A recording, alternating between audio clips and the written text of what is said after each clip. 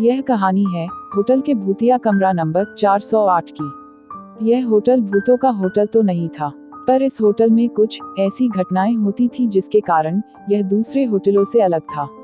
कहानी की शुरुआत कुछ ऐसे है कि राहुल और उसका दोस्त अमित घूमने के लिए मनाली जा रहे थे। मनाली पहुंचते ही वे सबसे पहले अपनी कार से उस होटल में गए जहां उन्होंने कमरा बुक किया था। वहां थोड़ा आराम करने के बाद वो दोनों घूमने निकल गए। रात होने के बाद जब वो वापस अपने होटल जा रहे थे, तभी खराब मौसम के कारण होटल जाने का रास्ता बंद हो गया था। रास्ते को सही होने में सुबह तक का समय लगने वाला था। राहुल और अमित ने सोचा कि अपने होटल तो आज रात जा नहीं सकते, इसलिए यही आसपास में किसी होटल में एक रात के लिए कमरा बुक कर लिया जाए और सुबह होते ही अपने होटल चले जाएंगे। वो दोनों कमरे की तलाश में अपनी कार से इधर उधर होटल ढूंढने लगे। आसपास कोई इंसान भी नहीं दिख रहा था जिससे वो लोग किसी होटल का रास्ता पूछ सके। काफी समय बीत जाने के बाद उन लोगों को एक बुढ़ा आदमी दिखा। राहुल ने अपनी कार रोककर उससे होटल का रास्ता पूछा। बुढ़े ने एक और इशारा करते हुए होटल का रास्ता बताया। राहुल बुढ़े के बताए हुए रास्ते के तरफ अपनी कार लेके चल दिया। कुछ दूर चलने के बाद उन लोगों को एक होटल दिखाई दिया। राहुल और अमित ने चैन की सांस ली और होटल के अंदर चले गए। होटल के अंदर जाके उन्होंने काउंटर पर खड़े आदमी से रात भर रुकने के लिए एक कमरा मांगा।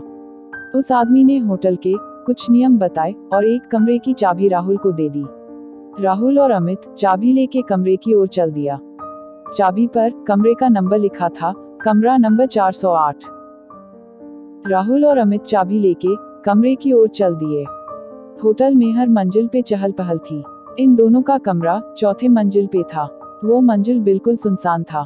खैर, वे लोग इस बात पर ज्यादा ध्यान नहीं दिए, उन्हें तो यहाँ बस एक रात ही गुजारनी थी, इसलिए वे लोग अपने कमरे के अंदर चले गए। अंदर पहुंच के उन्होंने देखा कि उस कमरे में तो काफी धूल है। ऐसा लग रहा था जैसे कई सालों से वो कमरा बंद पड़ा हुआ है। वहां ना तो पीने का पानी था, ना ही नहाने का। राहुल ने वहां पे रखे फोन से होटल के स्टाफ को कॉल किया। कॉल किसी ने उठाया पर कुछ बोला नहीं। डरावनी सी हंसी के बाद कॉल कट गया। उसके तुरंत बाद ही वापस उसी फोन पे कॉल आया। इस बार होटल के स्टाफ ने कहा, सर आपने कॉल किया था, बताइए हम आपकी क्या मदद कर सकते हैं। राहुल ने जवाब दिया, आपने हमें एक ऐसा कमरा दिया है, ना ही यहाँ पीने का पानी है और ना ही नहाने का। चारों तरफ सिर्फ धूल ही धूल है। आप जल्दी से यहाँ आइए और ये सब सही करवाइए। स्टाफ ने इस बात की माफी मांगी और कमरे का नंबर पूछा। राहुल ने जवाब दिया, कमरा नंबर 408। इतना सुनते ही स्टाफ डर गया और डरते हुए राहुल से पूछा, सर आप उस कमरे में क्या कर रहे हैं। राहुल ने चिल्लाते हुए कहा, ये क्या मजाक चल रहा, आप लोगों ने ही तो मुझे इस कमरे की चाबी दी थी।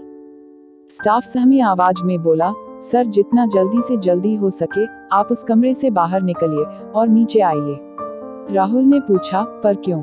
स्टाफ ने तुरंत जवाब दिया, सर सवाल बाद में पूछ लेना, बस अभी आप वहां से बाहर निकल जाइए, वहां आपकी जान को खतरा है।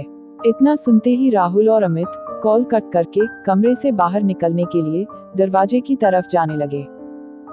तभी किसी ने दरवाजा खटखटाया। राहुल ने पूछा, कौन है, पर बार बार पूछने पे भी कुछ आवाज नहीं आई।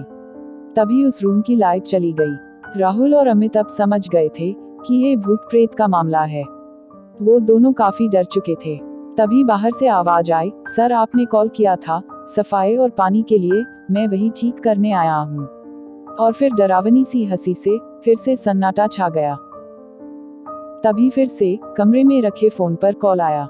राहुल ने कॉल उठाया। कॉल स्टाफ का था। उसने कहा, सर अभी तक आप उस कमरे से निकले क्यों नहीं। राहुल ने जवाब दिया, नहीं, कमरे के बाहर एक होटल का स्टाफ आया है जो कह रहा है कि वो सफाई और पानी ठीक करने आया है। इतना सुनते ही होटल के स्टाफ ने राहुल से बोला, सर कुछ भी हो जाए आप दरवाजा मत खोलना, अगर आपने दरवाजा खोला तो आपकी मौत भी हो सकती है। ये सुनते ही राहुल और अमित दोनों बहुत डर गए।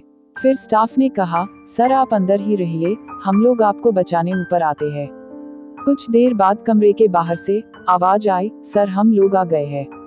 आप दरवाजा खोलिए। साथ में कुछ और लोगों की भी आवाज आ रही थी, इसलिए राहुल और अमित ने दरवाजा खोल दिया। उन्होंने देखा सामने सच में होटल का स्टाफ ही था। दोनों ने चैन की सांस ली। फिर सभी लोग वहां से जल्दी ही नीचे आ गए।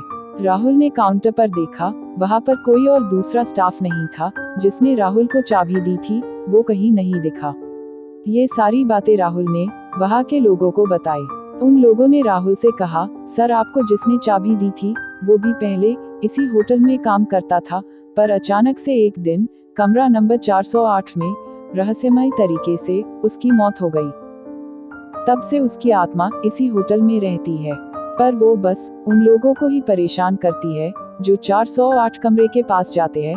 पता नहीं आज आप लोगों को वो कैसे उस कमरे तक ले गई। राहुल और अमित अब सारी बातें समझ चुके थे।